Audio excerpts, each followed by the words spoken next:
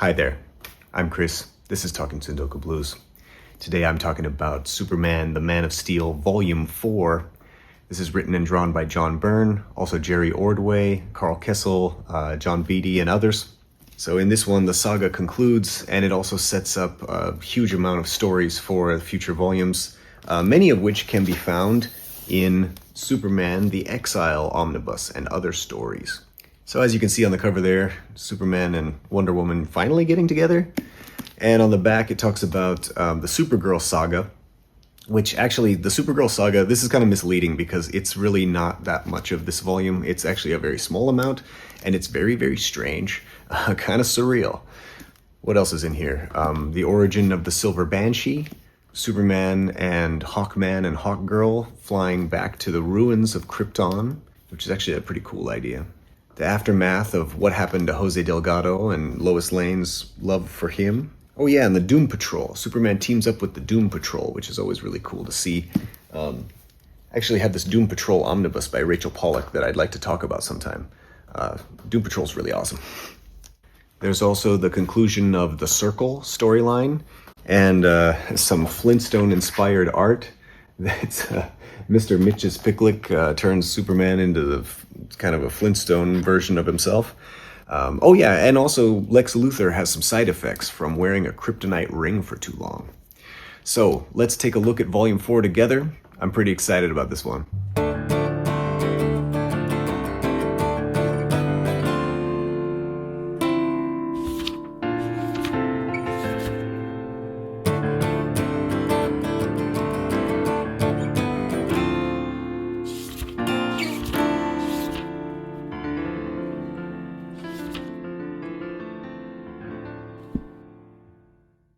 Alright, here's the cover of Superman, the Man of Steel, Volume 4. Supes and Wonder Woman getting busy there. On the back, the new age of Superman continues, and it sets up the new Supergirl, but she's such a minor part of this volume. But of course she will become much more important later on, especially in Superman the Exile.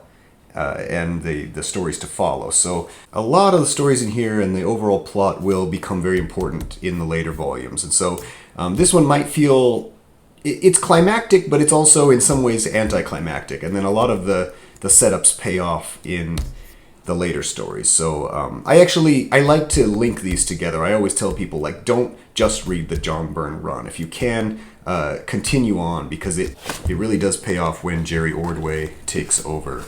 Alright, Superman holding a baby, looking like Chow Yun-Fat in Hard Boiled. And on the back, yes. The end papers.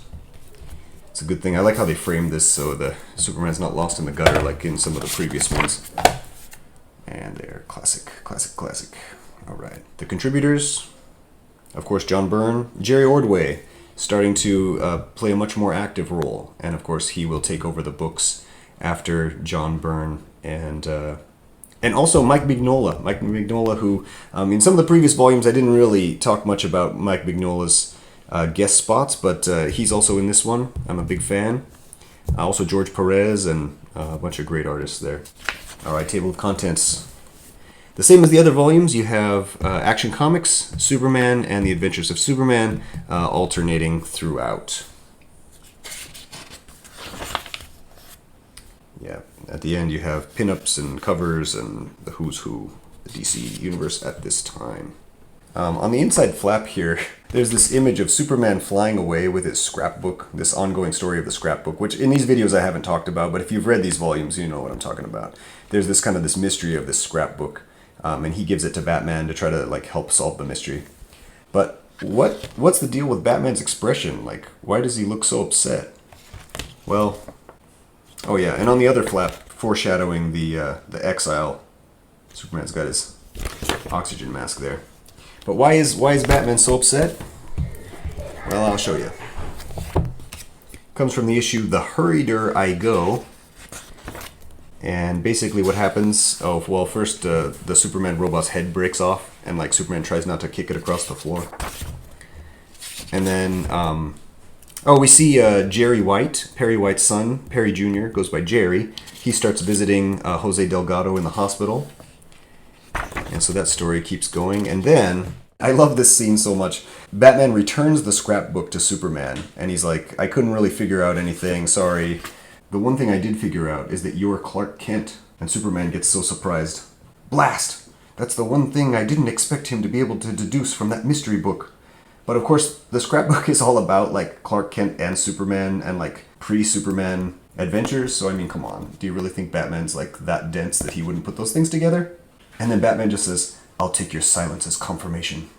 As I'm sure you'll guess, since I haven't let my partner in on your dual identity, I have no intention of letting anyone else in on it. And Superman's like, oh, I'm quite sure you won't do that. Mr. Wayne? What? And then that's the inside flap. And I love that so much. I know it's kind of cheesy, but it's just, I love that relationship there. And then Batman's just so, like, flustered. Now that was very, very clumsy. I should have guessed there'd be 100 ways someone with Superman's powers could see through my disguise. And to think I took all that effort to line my cowl with lead foil. I always like it when Superman and Batman are together and, like, kind of, you know, riffing off each other when they're not hating each other and they're not fighting. Yeah, anyway.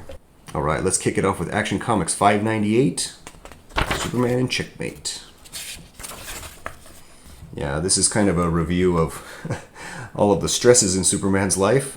Lois Lane, Lana Lang, Gangbuster, Booster Gold, Lex Luthor, and the guy from Karak. Was he the ambassador? Cat Grant, she acquires a drinking problem which starts to get out of control, and Jimmy Olsen keeps pursuing her even though she never dates bow ties. Did anyone actually wear bow ties in the late 1980s? I mean, I was a kid in the 80s and I don't remember anyone ever wearing a bow tie. Oh, it's okay. It's Jimmy Olsen after all. And Lois Lane meeting with the diplomats from Karak. She shoots her mouth off, gets in trouble, and gets kidnapped. Superman's got to go rescue her, but he gets distracted by this this battleship that is empty of all of its crew. What the heck is going on? And who the heck is that guy? Or girl? Got a cool staff, though. Or lance, rather. And this mysterious character helps out Superman and Lois Lane. And Supes is able to stop the nuclear reactors from, well, going nuclear. And then, spoiler alert, as soon as the Karakis are in international airspace, that's the end of them. I enjoy this kind of thing. I enjoy Checkmate. It plays a much bigger role in Infinite Crisis, which I really like. And the next issue is just pure wackiness. The perfidious perils of the pusillanimous prankster. Superman flying through Metropolis in the snow. That's not actually snow, it's soap bubbles. What?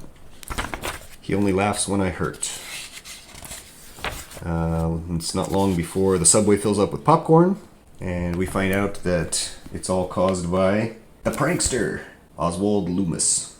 And in a nice little twist, Jimmy Olsen is actually a fan of the Prankster's TV show, which I found to be kind of silly.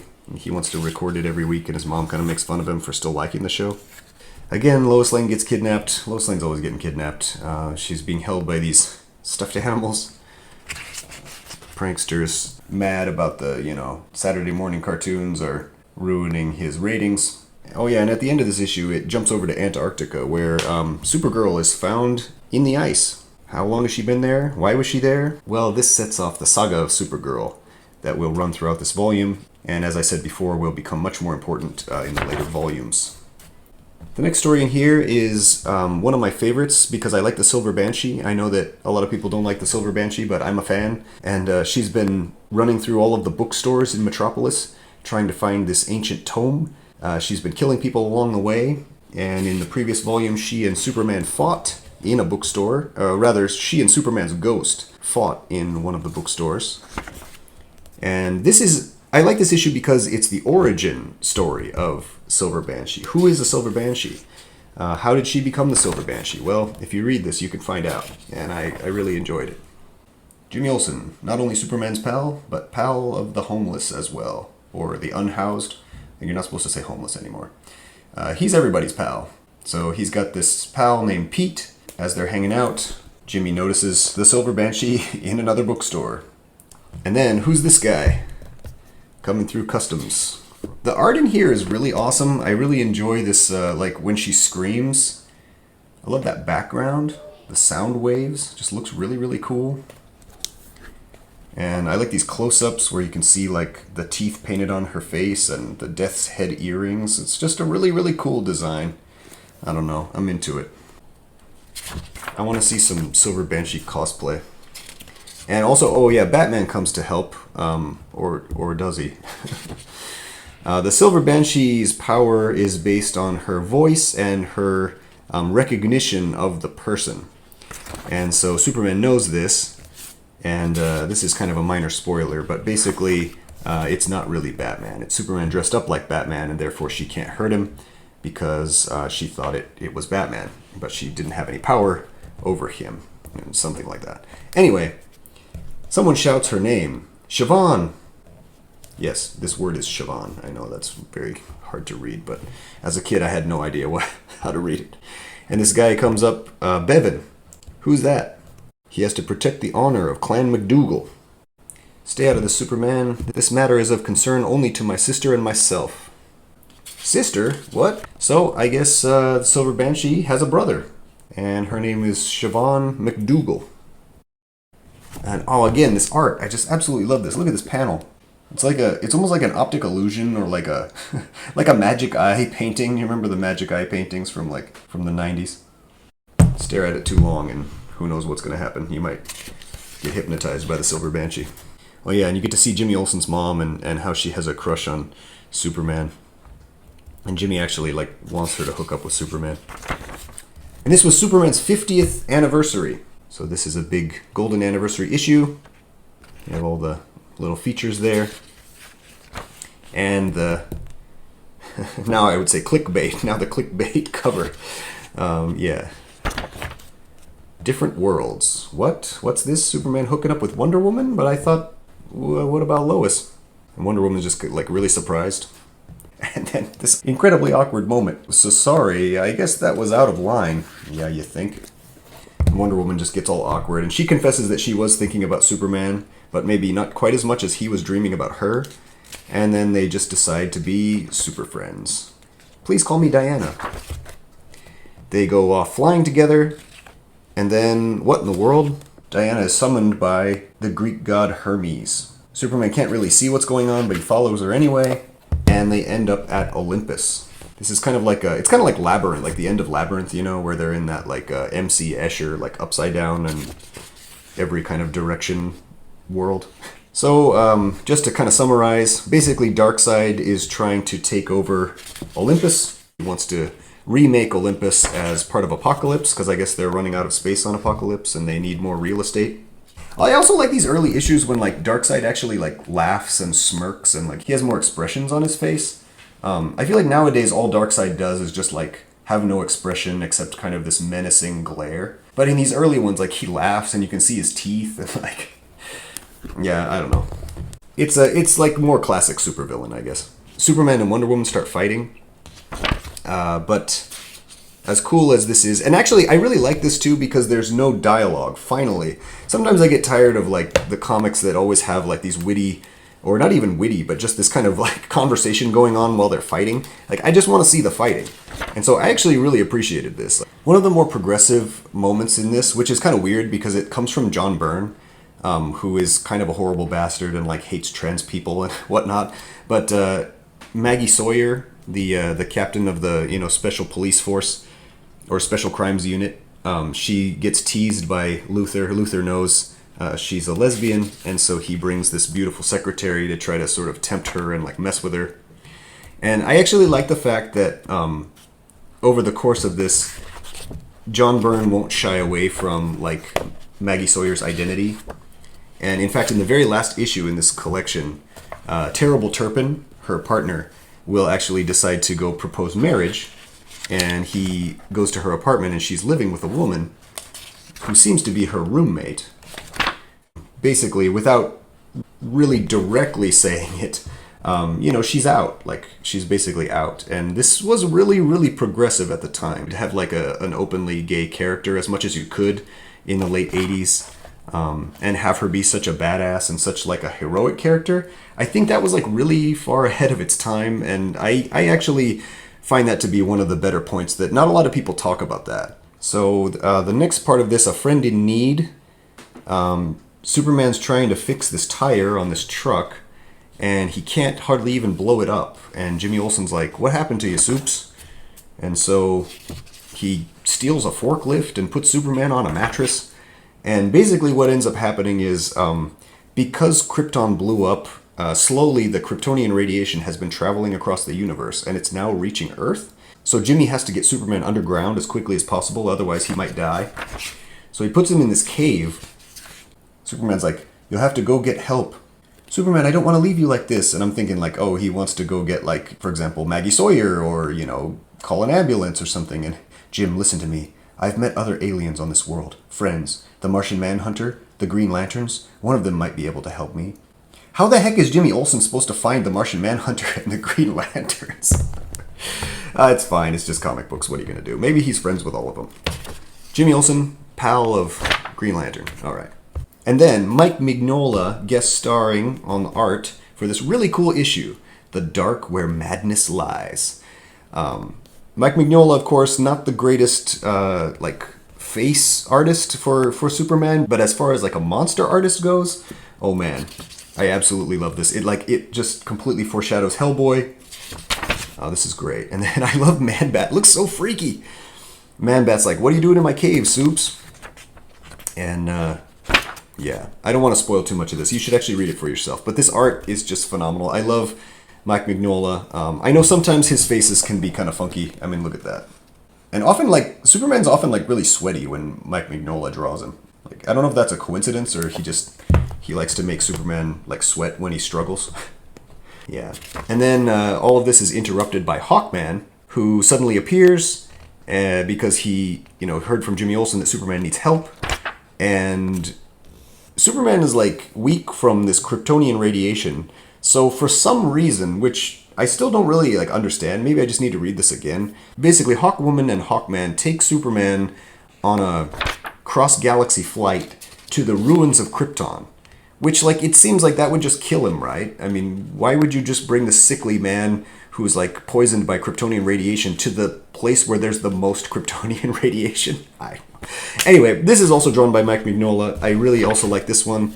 I also like the idea that when Superman looks upon Krypton for the first time, basically ever, because he was born as a baby on Earth, he's like, "Oh, Krypton, it never blew up. It's still whole." But what happened was, over the years, the gravity has pulled all of the pieces back together. And so this is not actually a planet. It's just a series of asteroids and a cloud of gas that is, being held together with gravity. It looks like a planet. It's a sphere in shape, but it's not actually a planet. So Superman straps on his spacesuit and he jumps out into the Kryptonian radiation. And so here we can see some kind of an alternate, what if story, where what if Jor-El had not only saved his baby, but what if he had saved many Kryptonians? And what if many Kryptonians had made it all the way to Earth? What would have happened if these spacecrafts had launched and they made it to Kansas or to Metropolis? Well, Kryptonians being Kryptonians, they might have tried to take over the Earth. They change the name of Metropolis to New Kandor. And the son of Jor-El, Kal-El, has to become the savior to stand up to his father and free the humans from his own people. So that's an interesting, pretty dark story. And it's essentially just a hallucination that Superman has. And he kind of passes out, I'm sure, from the intense levels of Kryptonian radiation. And then Hawkwoman flies out there and brings him back. Oh, and then the next issue, Metallo and the Doom Patrol. I really like this one. I'm a big fan of the Doom Patrol. Negative Woman, Robot Man. It's good stuff. Yeah, Metallo comes out of nowhere. Yeah, he's still alive. And he needs some parts from Robot Man, basically. So he's going to hunt him down. Oh, yeah, and then Reactron. Reactron. Gotta love it. Yeah, I mean, this issue's not something amazing. I don't really want to spend a lot of time with it, but I like it whenever Doom Patrol's involved, and then it's cool. Metallo has this army of freaky ass robots that are coming after them. So the next issue, still with the Doom Patrol, Men of Steel, begins with Lana Lang talking to Ma and Pa Kent. I have something to show you. What? What's this? Supergirl just lifting up the car. She says, "This is fascinating. I haven't seen a vehicle like this in years." What? What does that mean? And then she said, "I'm so confused by fragments of memory. Lex didn't say anything about this." She thinks that Ma and Pa Kent should be dead. What's that all about? And Supergirl decides to make her presence known to the world. Uh-oh. Oh yeah, Negative Woman. Love Negative Woman. She cuts Metallo in half. And his crazy googly eyes. Superman rips off Robot Man's head. What's gonna happen? Too much heat burning me. My brain. It's cooking my brain. Just want to warn you, there may be some major spoilers coming up, but I will warn you beforehand. So if you don't want to know anything, you can just skip that part of the video. But I do want to talk about some major shifts in what happens to Superman and the action Superman takes that will have repercussions long into the future. So if you remember the previous issues, the Time Trapper created a pocket universe. He broke off a slice of eternity, a splinter of eternity, and he created a pocket universe. And inside of that pocket universe, there was an alternate Lex Luthor, there was a Superboy, the Legion of Superheroes, and there was this Supergirl. Why does she look like Lana Lang? Well, she can shapeshift. Why can she shapeshift? Well, you're going to find out in a second here, and it's going to be weird as hell. Superman burrows underground under Lana Lang's farm and finds his parents and Lana are bound and gagged. So he leads Supergirl to Metropolis. She says something about Lex Luthor, so he confronts Luthor, but Luthor's like, "I've never seen her before. What, is this your sister? What the heck is going on?" And then she also doesn't recognize Lex Luthor. And basically she teleports Superman into the pocket universe, alternate dimension, where they meet this Lex Luthor. And I like that at the end he says, "Welcome, Superman. Welcome to the end of the world." So, part 2 of the Supergirl saga, Superman finds out that in this pocket universe, Ma and Pa Kent have died, and he feels responsible. He starts grieving, even though his own parents, of course, are still alive. Kind of a little refresher about the Time Trapper. He just looks so cool, like playing with the universe. Kind of has like a raggedy Anti-Monitor vibe. And, okay, this is the part where I'm going to talk about some major spoilers. So, if you don't want to watch anymore, don't watch anymore. This is going to change everything for Superman. Not only is it going to change how Superman views himself and how he feels about being a hero, but it's also going to lead to his exile. Why does he choose to leave Earth and go out into the universe alone? Well, that all happens in these stories. So, again, major spoilers. If you don't want to know, quit watching. Okay. Basically, there are 3 Kryptonians that are trapped in the Phantom Zone. And Luthor thought that Krypton was destroyed. He didn't realize that there were these kind of phantom Kryptonians that still existed. And also, he didn't realize that Krypton had criminals because it was such an advanced civilization. He didn't think that there would be any kind of a prison system. So, long story short, he makes them materialize into the pocket universe. And basically what ends up happening is genocide. These 3 are almost like the apocalyptic horsemen. The 3 Kryptonians of the apocalypse. And they wreak nothing but havoc. They take billions of lives. And it finally comes down to Superman and Supergirl trying to stop them. Here comes the issue. So again, major spoilers. This issue is going to spoil everything. The price. So as Superman looks upon the ruined Earth, and his vision reveals no signs of life in Smallville, he decides to team up with Supergirl. They've got their little oxygen masks on there, and he's going to fight the Kryptonians. And as things go, Supergirl gets completely spontaneously combusted. No, she gets zapped basically with the heat vision. She becomes protoplasm or protomatter. Lex is like, "Don't worry about it. She just reverted to her natural state of protomatter." Superman's like, "What?" No time to explain. But this is going to become like such a thing later on, and I think the fans of this era of Superman are kind of divided about this version of Supergirl. But anyway, Superman tries to stop the Kryptonians. They give him a hell of a time. He builds a prison. He puts them inside. But they say, you cannot stop us. You cannot return us to the Phantom Zone. And Superman decides, you're responsible for the death of 5 billion humans.